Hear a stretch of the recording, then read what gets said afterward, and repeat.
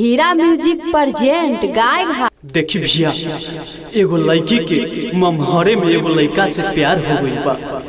उ लड़की के शादी होता, उ लड़का का कहता आ कौना भाव में कहता उ लड़की से, जा तू हमरा के भूलता ना जा। उ लड़किया कह किया, अब हमार शादी होके जा रहल बा, अब तू हमरा के भूल जा।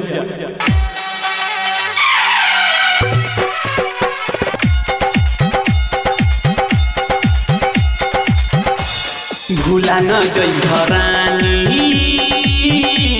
उ प्यारे के कहानी, भूला न जइहा रानी उ प्यारे के कहानी।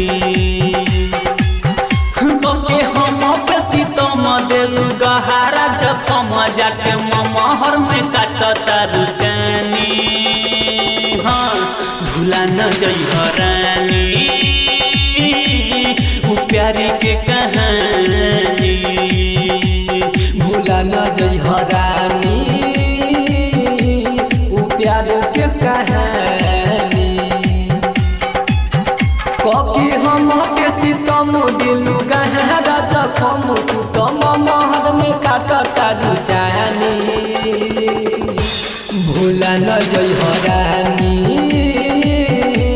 उ प्यार के कहानी।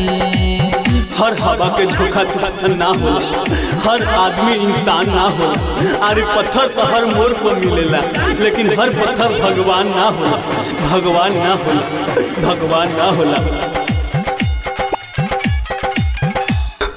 बहतिए यार तू याद कर मरबा में हमसे जे कहलू। बात याद तू याद कर मरबा में हमारा से कहलू।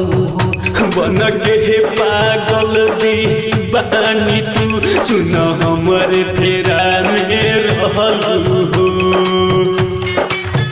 हम तो तोहके न भूलब तू के मिस बनी करब तू तो महर में काटता रुचानी।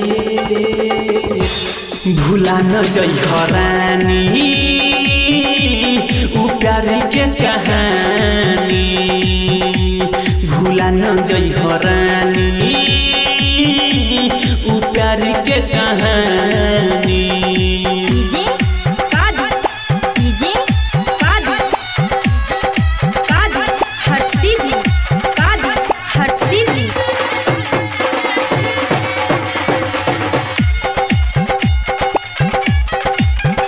तू हमारा के अंगूठी दिहल और नसीबा तू कुछ हो।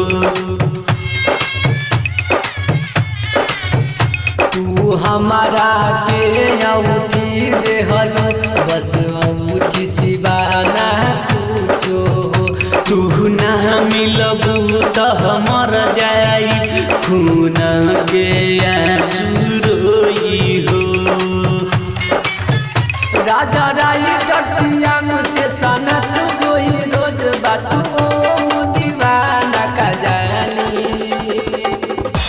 भूला न जइहा रानी उ प्यारे के कहानी, भूला न जइहा रानी उ प्यारे के कहानी।